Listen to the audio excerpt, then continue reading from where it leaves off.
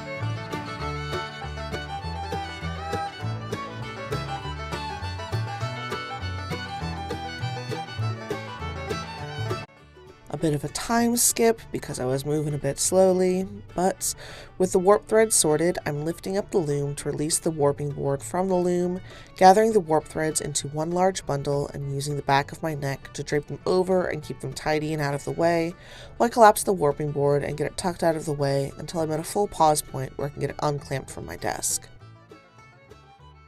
I lost a bit at warp chicken. You'll see that it's not fully centered, and I was mostly okay with that, but it's a mild annoyance. But that's what you get when you work with entirely thrifted yarn, is you don't always have enough for a particular project to go exactly the way you want it to.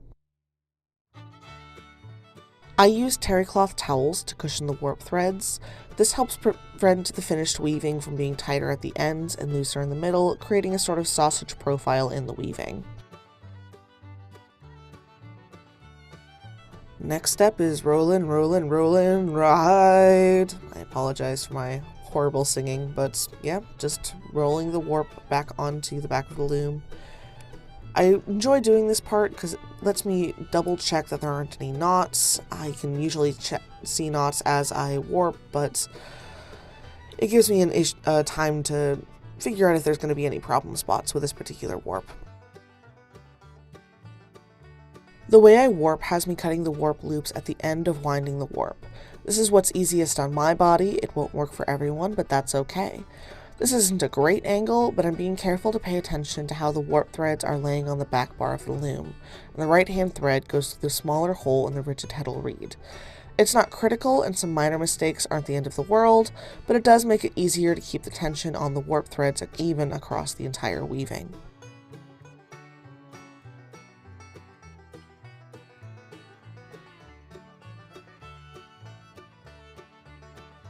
I'd like to thank you for watching. If you'd like to support my work, some free ways to do that are to like, subscribe, or follow, and share.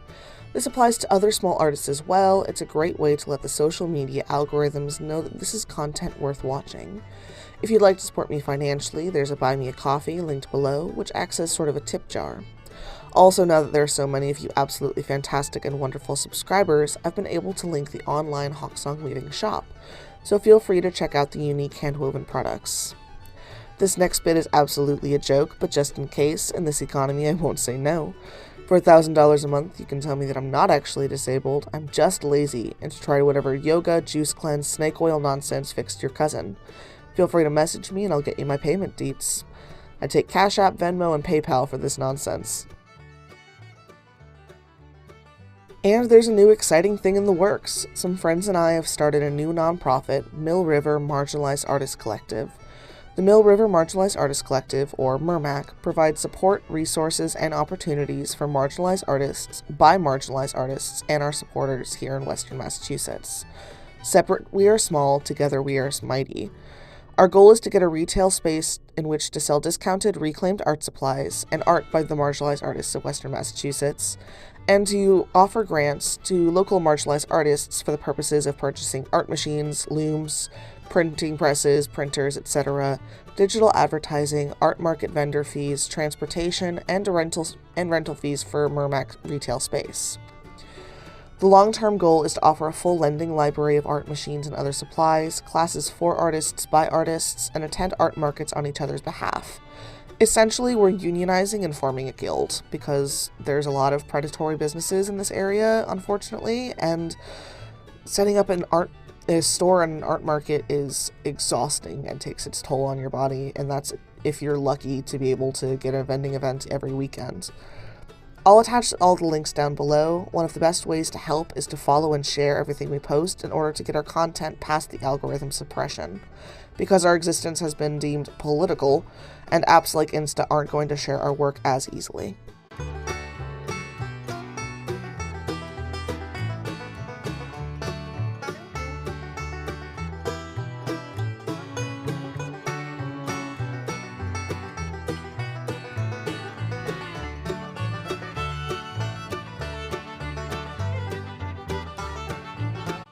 Another time skip and a shift because I realized the angle of the camera was not great for this particular step.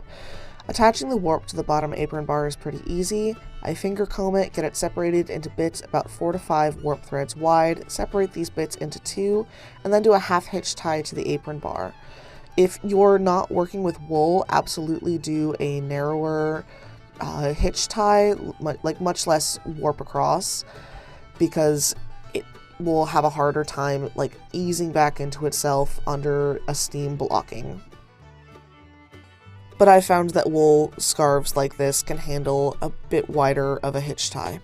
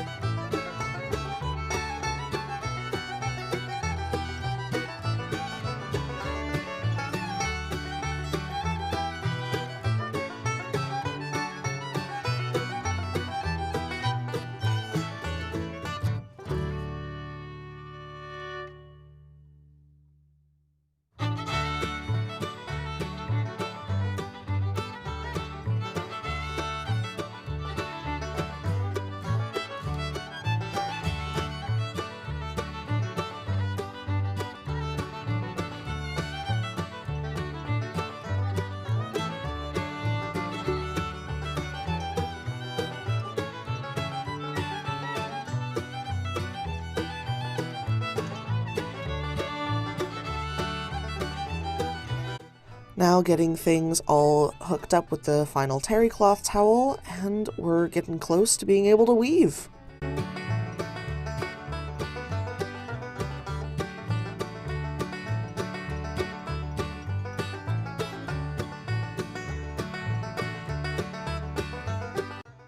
I prefer to weave at a fairly high tension. If you have hypermobile fingers, you're going to want to use finger braces or be very careful during this particular bit. You'll notice how I'm keeping my thumbs fairly stiff so that they do not bend backwards on themselves, but this takes practice and effort. If you are hypermobile and you need assistance in doing this, or some sort of mobility device or, tension device on your fingers, there's no shame in that. Now onto the weaving. You'll notice that on this particular shuttle I have a lot of very thin gauge wool yarn, and that it's sort of variegated throughout, and that a lot of this yarn is breaking as I weave it. It's been through the wars as far as I can tell. This particular yarn thread is just, it's been broken, it's been battered, it's been bashed about as a ball over time, and it's not maintained its structural integrity, so I'm able to better utilize this and not put it into any waste while doubling it up with other yarn. But also accepting the fact that this scarf is going to be much scrappier than my usual nice pieces, and really leaning into that. Like, you'll note that I'm not removing any of the knots, I'm just warping those and weaving those in, wefting those in with everything else. And just layers of nubby, I'm trying to make this look like a random stick you found off the ground. But yeah, it's a really great way to utilize those small, thin, breaking bits of wool so that they don't have to go into a landfill.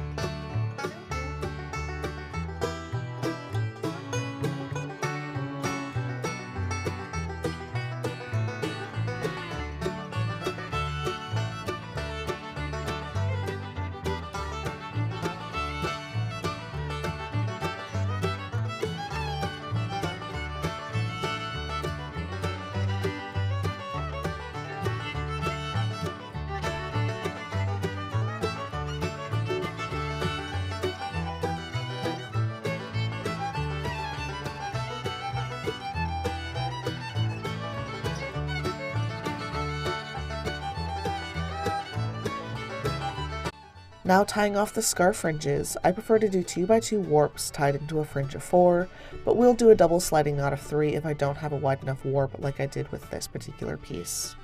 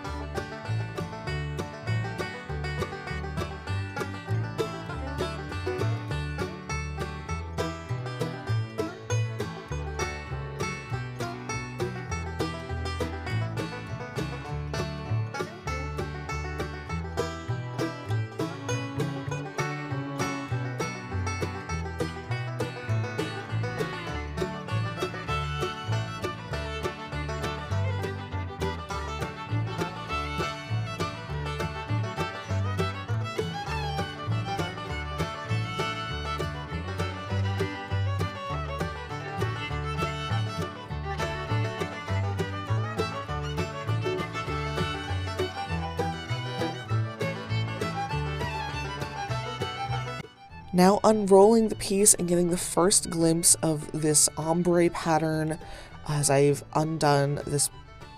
I'm so excited of how this scarf turned out. It really does resemble a random stick, like one of those good sticks, like the Good Stick Nation sticks that you find videos of. Really excited with this particular new style of scarf that I'm working on.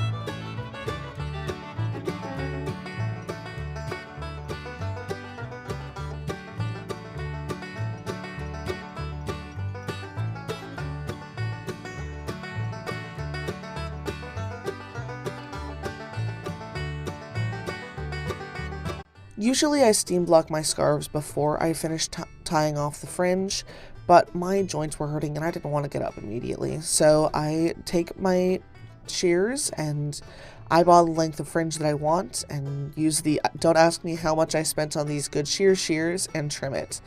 And between half hour and 45 minutes of tying the fringe knots, I prefer to do this because it produces a more polished, finished look for the scarf, but you can skip it if it's not absolutely necessary for you. It will be necessary depending on how loose the spin is on your warp.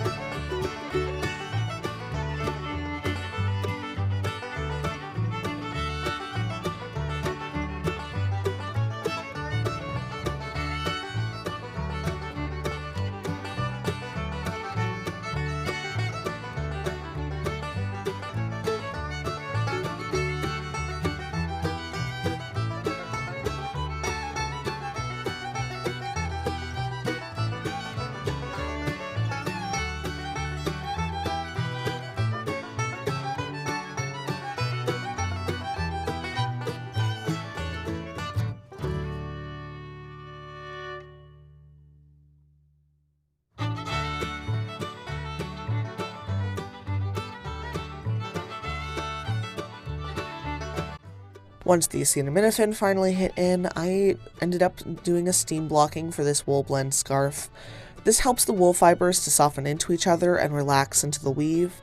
Without blocking, you can get wrinkles and sort of stiffness because the weave tends to be stiff without the added heat and water.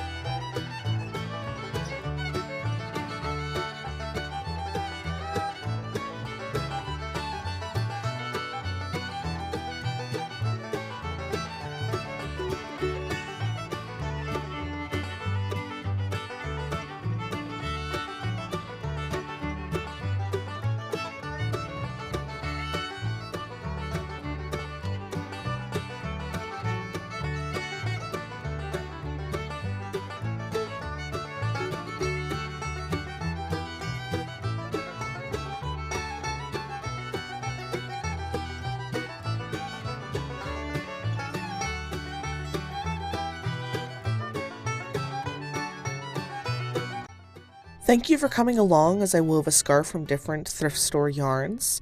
I'm so glad for the odd turn that your path took that brought you here. Thank you for spending time with me at Hawksong Weaving, where we're all a bit warped. And I hope that you have a truly excellent week.